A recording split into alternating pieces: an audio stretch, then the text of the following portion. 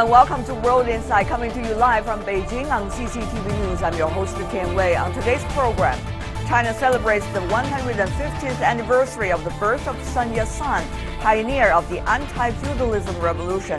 Revered on both sides of the strait, can his legacy lead to closer relations? And today is also the Double 11, the world's biggest online shopping spree, an annual event created by Alibaba. So what will this year's figure reveal about the Chinese economy? We start with this story. Today marks the 150th anniversary of the birth of Dr. Sun Yat-sen, the forerunner of China's democratic revolution. Chinese President Xi Jinping delivered a keynote speech at a commemorative ceremony and asked for a drive towards national unification, something Sun aspired to. The revolutionary's recent legacy is today recognized by both the mainland and Taiwan. He had faith in his nation. He did not blindly worship Western social systems. President Xi was forthright in his admiration of Sun Yat-sen. 纪念孙中山先生诞辰150周年. Over a century ago, Sun led an uprising which overthrew the Qing dynasty, ending thousands of years of monarchy before founding the country's very first republic. His legacy is recognized by both of the Communist Party of China and the Kuomintang Party. Xi called for Chinese nationals on both sides of the strait to build a united and prosperous country. 两岸同胞前途命运 People in the mainland and Taiwan have a common destiny in achieving China's national rejuvenation. All the Chinese nationals should join hands to fight against any force that tries to split Taiwan away from China. We will remember the miserable history of the 20th century when China was subject to strong powers bullying and splitting. So now we firmly protect our sovereignty and territorial integrity and will never allow that history to repeat itself. Sun Yat-sen framed an exciting blueprint for infrastructure and economic development in China. It was so ambitious, it was considered unrealistic in the early parts of the 20th century. 在旧中国的政治、经济、社会条件下 Mr. Sun's vision was hard to achieve in a poor China 1 century ago. But today, under the leadership of the CPC, Chinese people have realized the blueprint and have even gone beyond. We now have a real network reaching Tibet, highways connecting the whole country, ports connecting the world, and diverse industries. And we're even going into space. The strong and prosperous China that Sun described is now manifesting itself in the Orient. 革命尚未成功，同志仍需努力。 The revolution has yet to succeed. Comrades should keep up the hard work. Quoting the revolutionary's famous motto, Xi called on all Chinese nationals from all parties and places to unite and work towards national rejuvenation. And for more on Dr. Sun Yat-sen's 150th anniversary, we're joined here in the Beijing studio, Mr. Zhong Ho Tao, researcher in Taiwan Studies at the Chinese of Social Sciences. Meanwhile, we are also joined from Taipei, Joanna Lei, former legislator and now Chief Executive Officer of the Changhua 21st Century think tank. She's also a Dr. Sun Yat-sen scholarship recipient. Welcome to both of you. May I start with you, Ms. Lei? How important is the legacy of Dr. Sun Yat-sen for today's Taiwan?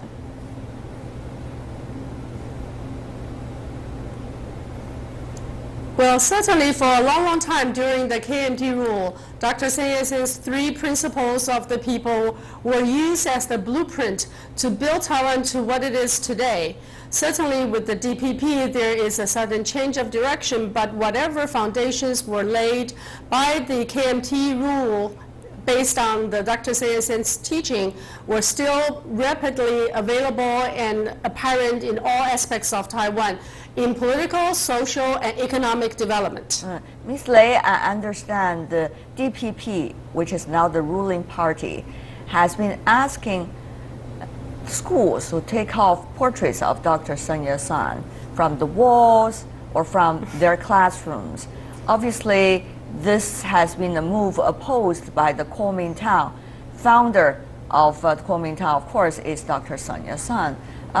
What do you make of the recent debates about this in Taiwan? In fact, how much does that reflect about two very different visions about Taiwan's future?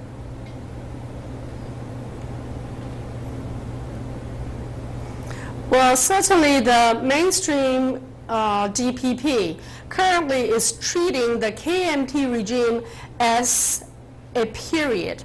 In other words, they sort of treat KMT as a dynasty which has passed, and as such that they are trying to eradicate a lot of historical markings such as Dr. SUN YAT-SEN. Let me share a couple of experiences. When we were in high school, all students have to study the three principles of the people. They also have to study what Mr. Xi Jinping referred to as the blueprint to build a modern China. Those served as the foundation of our political understanding, but also social and economic developments. DPP, having said that they have no recollection, nor do they have any relationship with whatever KMT did in mainland China, tried to separate those old markings and try to build their own ideology. As such, they're trying to take away Dr. SUN YAT-SEN, which to me is an extremely stupid move, because SUN YAT-SEN is also a great framework of discussion across Taiwan Straits and with the great powers currently in existence. Ms. Lei, just for our international viewers' sake, you keep on saying about the three principles of the people. Would you like to help us understand exactly what they are so that people will have a better understanding of what kind of framework we're talking about here? Ms. Lei. Well, certainly when Dr. SUN YAT-SEN faced the 19th century China, he was keenly aware of the state, which was poor and plagued by poverty, underdevelopment, and international colonial occupation. So his first principle was on nationalism. The second principle was on rule of law, and specifically rule of constitutional law. And the third principle was on economic development. They are generally referred to as 民族、民权、民生, the three principles of the people. Absolutely beautiful explanation. Thank you so much, ma'am. Let's go to Mr. Zhong here in Beijing. Observing from Beijing, what do you make of the struggles, as Ms. Lei illustrated, between the two parties in terms of what kind of legacy about Dr. SUN YAT-SEN should be remembered? How much should they be remembered? And how much should they be the development of the Kuomintang and the development of Taiwan? As Dr. SUN YAT-SEN is the founding father of the so-called ROC, so that is a great figure for KMT. But DPP is trying to abolish the so-called ROC. DPP is trying to set up the so-called Taiwan Republic. So the DPP or Tsai Ing-wen is trying to abolish or remove, just as you said, Dr. SUN YAT-SEN's portrait in classroom. Actually, about several months ago, Tsai Ing-wen should to pay a remote tribute to Dr. SUN YAT-SEN's mausoleum, but she refused. That has been a political practice for any leader in Taiwan. Yeah, just as her presidents. And actually, in about 2 years ago, some DPP supporters even toppled the Dr. SUN YAT-SEN's statue in Tainan. So those acts show that DPP is trying to destroy or destruct the figure of Dr. SUN YAT-SEN in Taiwan. But the question is it possible? I mean, the history of Dr. SUN YAT-SEN, his legacy has been with the people in Taiwan for decades. Exactly. And people grew up by learning the kinds of strong motive he had about saving the country and working with all the people of all levels. The question is, if the DPP keep on doing that, will that lose them the hearts and minds of the people in Taiwan? What exactly is the political atmosphere there? Okay. Actually, Dr. SUN YAT-SEN is the biggest common indicator in Taiwan. So most people in Taiwan, especially the older generation, support Dr. Sun Yat-sen. If Tsai Ing-wen continue to destruct the Dr. Sun Yat-sen's image or figure, I think she will lose the heart or minds of Taiwan common people. Ms. Lei, what do you and your colleagues, together even those from the other party, make of the recent statements by the Chinese Communist Party chairman, Mr. Xi Jinping, regarding the legacy of Dr. Sun? How much do you think this issue is likely, even though it is about history, it's about historical figure, it's likely to, in a way, outline the future debates, if not conflicts, between the two political parties in Taiwan and possibly the general idea about China?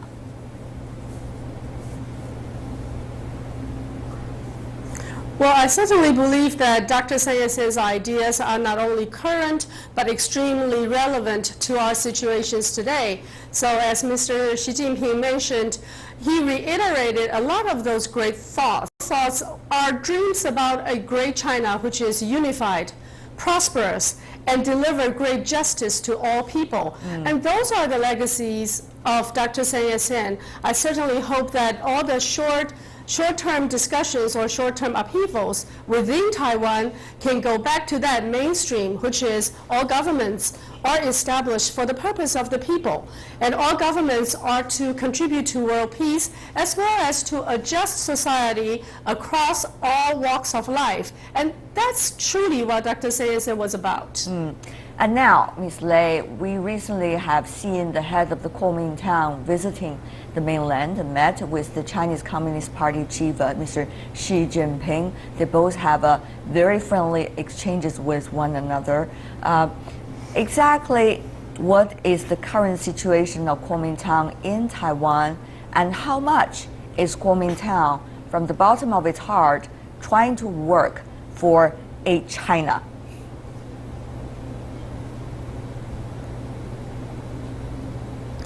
Well, I certainly think that Hong Xiuzhu is a very suitable leader at this particular junction when Taiwan is firmly under a DPP one-party rule. KMT must find its hearts and souls. It must revive itself, going back to the principles and idealism represented by Dr. Sun Yat-sen. That's why Hong Xiuzhu went to Nanjing first to reconnect, to rekindle that idealism. That is, even though you are in a very dark age, you can still dream big and hope big. And all those dreams is used to rally KMT supporters. She has come back and asked for the KMT party staff to cut their salary and to continue to work for the ideas. I think with that strong moral sentiment and the moral center, Hong Xiuzhu will be able to rally more of the true KMT believers of Dr. Sun Yat-sen to come and work with her. Is China, from the mainland's perspective, necessarily optimistic about the latest nuances going on in Taiwan? Mr. Zhong.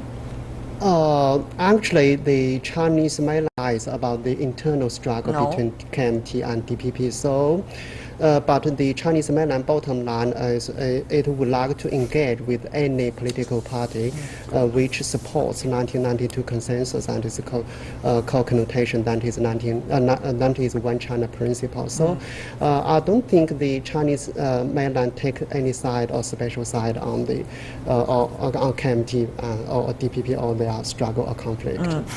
That is one thing. The other thing is also important. The United States, being one of the most powerful countries in the world today, just had its new president-elect.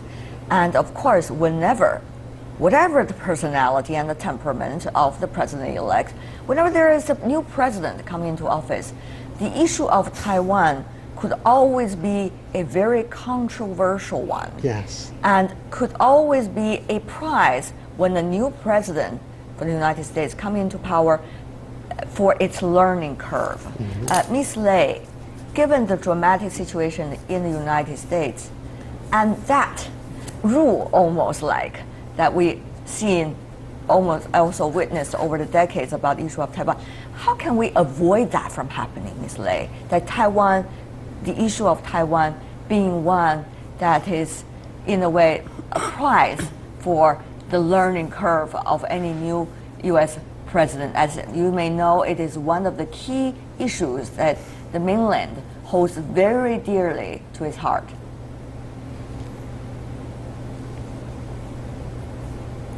Well, certainly the cross-strait relationship has to be put in the framework of a U.S. grand strategy.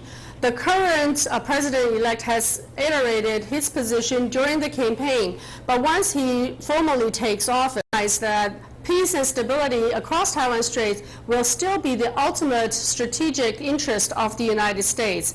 Therefore, I have no question in my mind that he will continue to work with both China and hopefully Taiwan to maintain that peace and stability.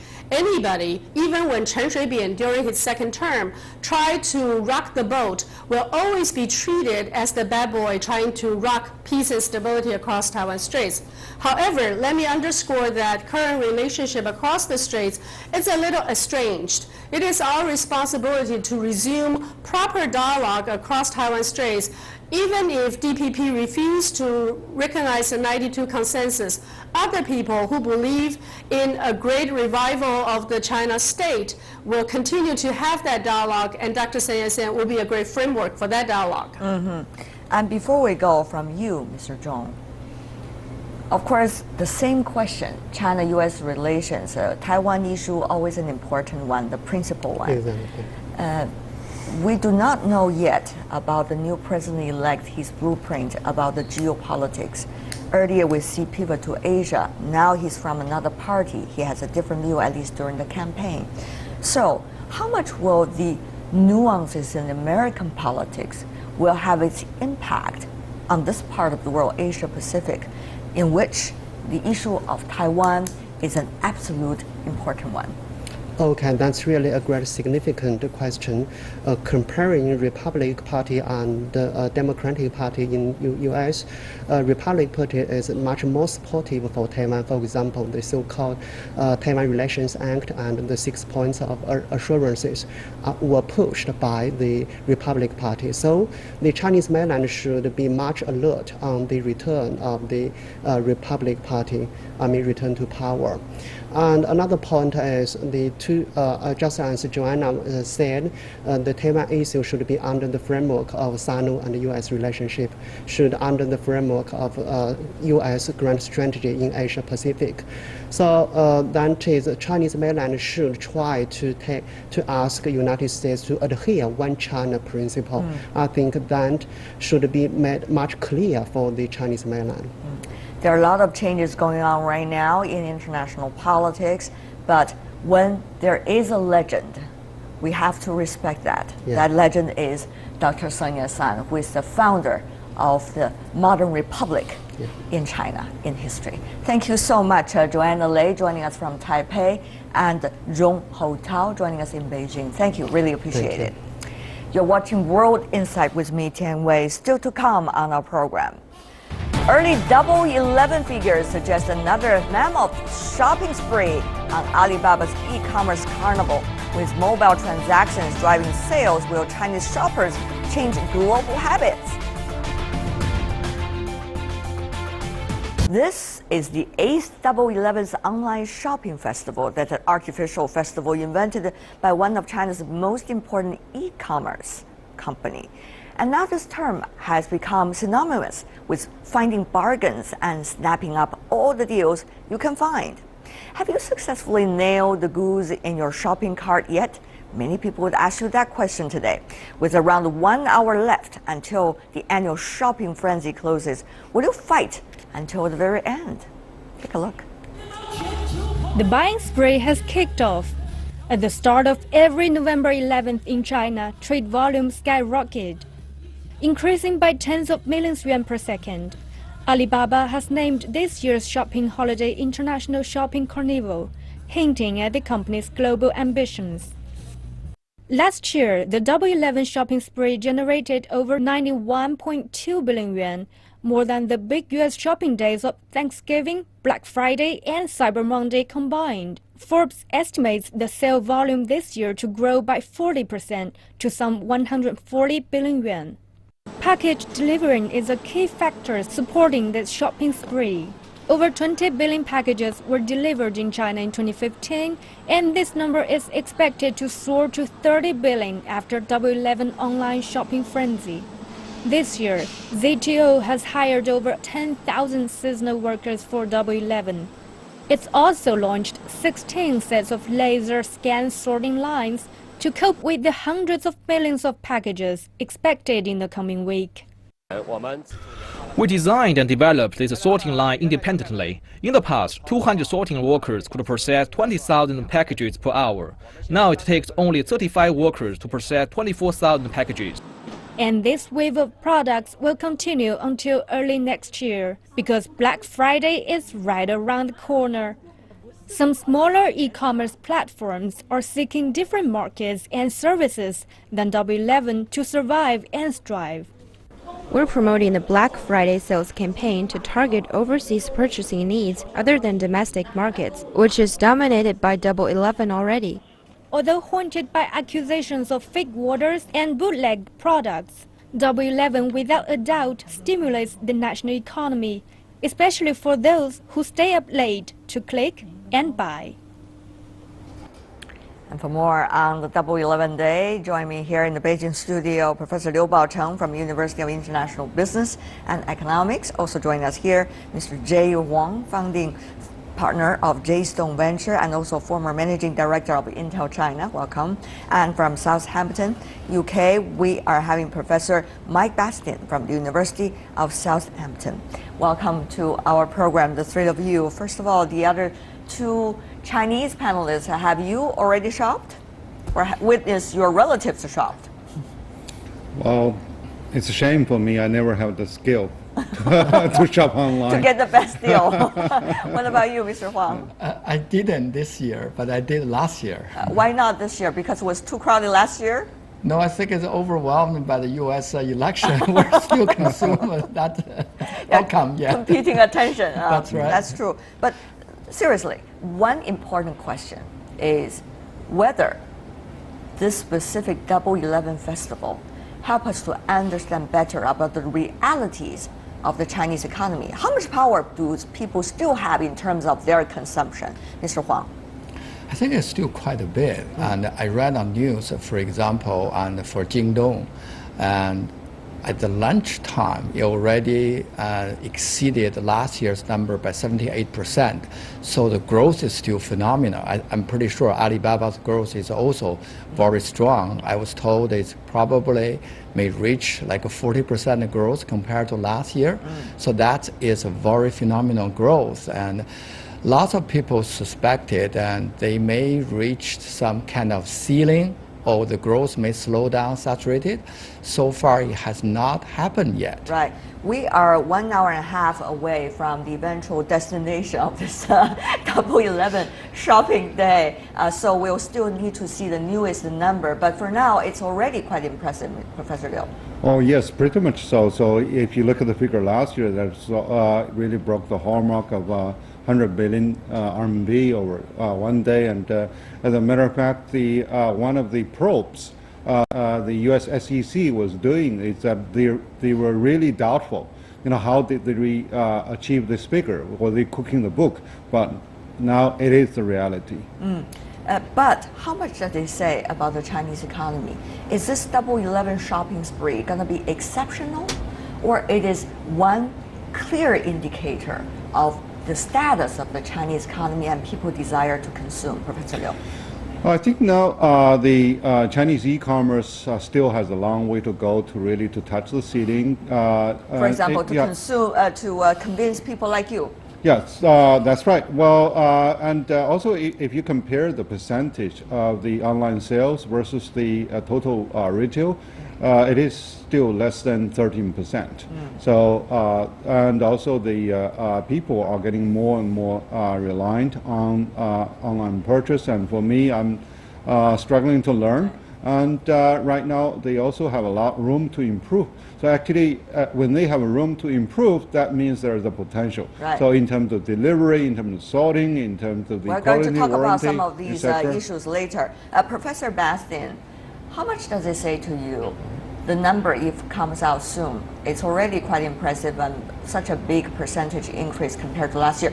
About the real health, it is a real health indicator of the Chinese economy. As we always heard different sides of the story, Chinese economy getting much better and Chinese economy running into big problems. We almost heard the same kinds of message all at the same time every day these days. So what do you say?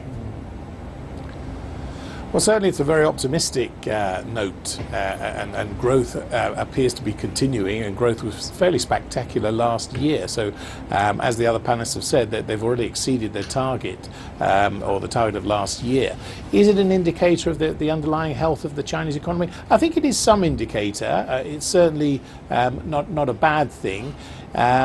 Shoppers this year appear to be looking for deeper cuts. I think that's the load. So it is a reflection perhaps of the slowdown of the Chinese economy, but it is a factor that Chinese consumer spending and economic growth may not necessarily be running in tandem, in sync. And I refer to a recent report by the Economic Intelligence Unit, a sister organization of The Economist, that predicted Chinese consumer spending until 2030 recently, which predicts growth in excess of the average economic growth. So I think it is a reflection of very, very healthy Chinese consumer spending trend. Right. Yes, even though there's underlying modest growth. Okay. Well, you could see that the company, the e-commerce company, is trying to gear up all the ways in order to raise the enthusiasm among the consumers they would like to spend on this Double 11 day. You see Kobe Bryant, you see David Beckham, being with them on the stage, trying to gear up this enthusiasm. You also see VR technologies, different kinds of new devices being used in order to arouse people's interest in more shopping. But the fundamental question, as we all know, Mr. Huang, is the jobs. Whether e-commerce in China are creating jobs, creating good quality jobs, and whether this is likely to make up to the loss of jobs as a result of its competition against the traditional retailers. Mr. Huang. I think this is an excellent question. No doubt it creates jobs, but not necessarily good quality jobs, because what we see is e-commerce, similar as other advanced technologies, seems to polarize the workforce. We see that lots of people working on the delivery side, riding on their bicycle or tricycle on the delivery, and the other side of it is the people who really knows the computer programming skills. Those are high-end, high-paid jobs, and then we see the polarization of these two in the workforce. So it does create a lot of jobs, maybe at the expense of the conventional retail jobs as well, and also doesn't seem to have the middle one, so it polarized the workforce. I think that this is not a challenge and uniquely faced for China. I think it's pretty much global. It is global. We see that in so many elections in recent years.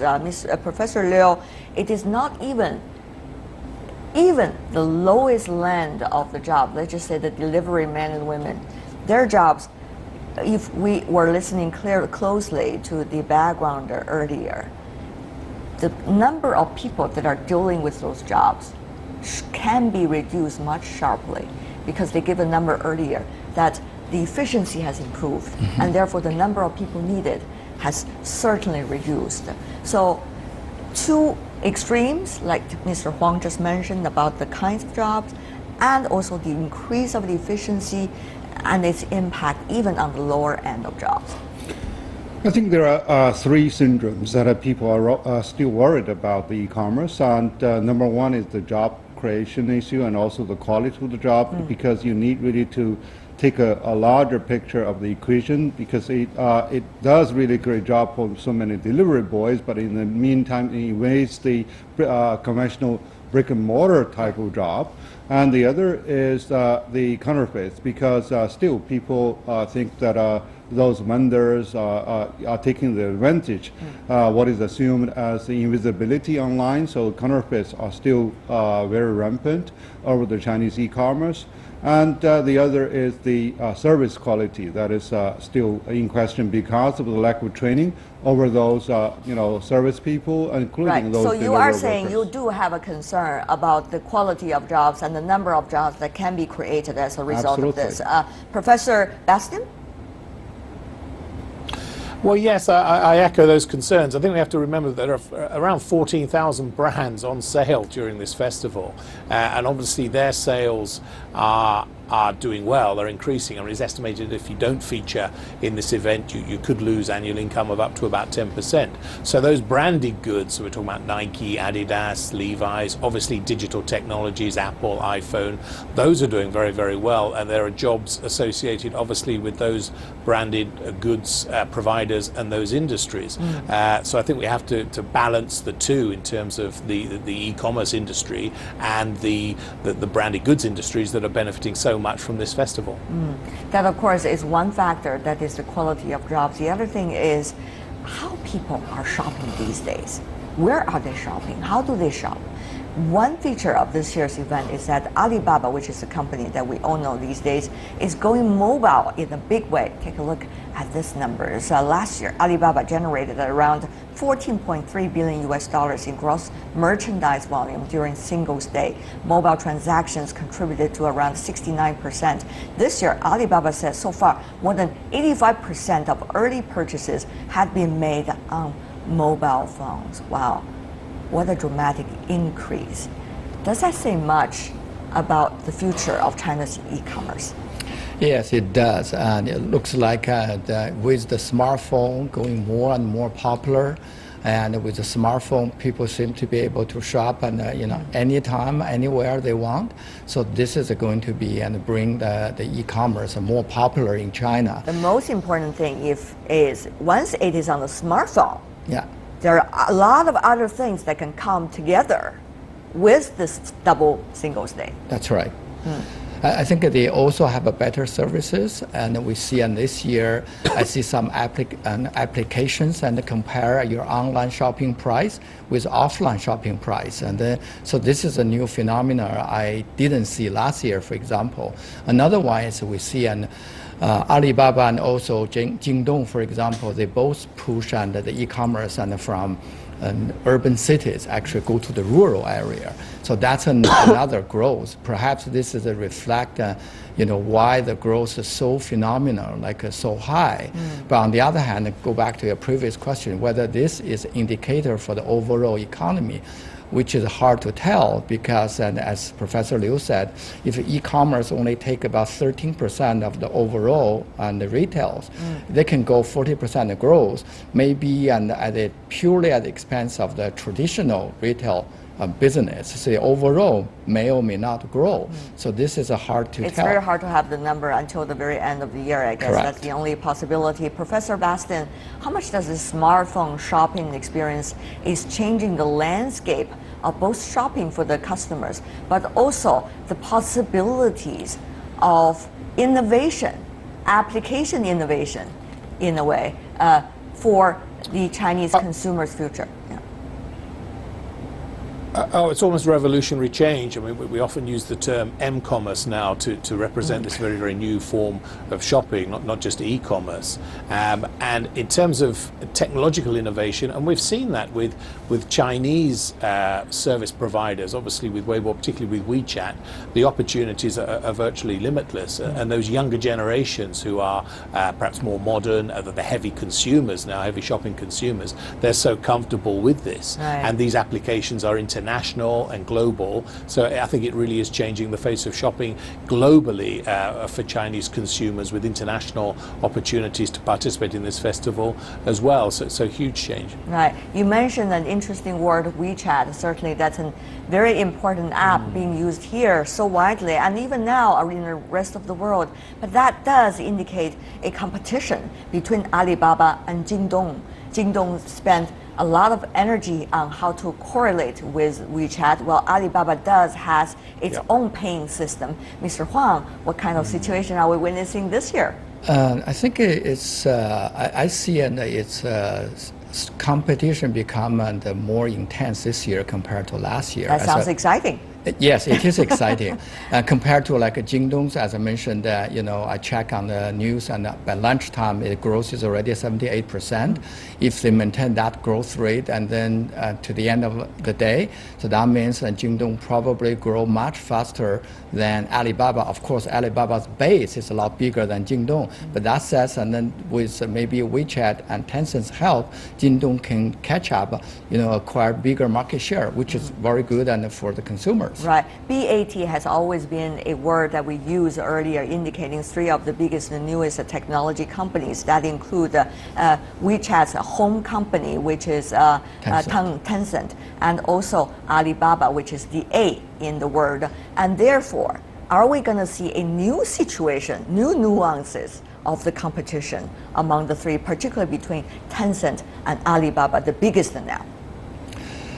On the e-commerce side, I still think right now the Alibaba is the dominant factor because its base is so big. And we see and the Jingdong actually catch up quite fast, but still now that in total volume, still much smaller compared to Alibaba. But they run a different business model as well. So it's kind of happy to see and Jingdong can continue to grow, and that nobody want a monopoly situation and happens. Professor Liu, what do you make of it?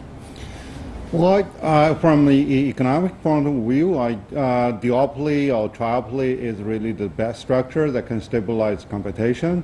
But so far, when Ali is still in a dominant position, 7 times more than the JD.com, so this structure is rather questionable so far.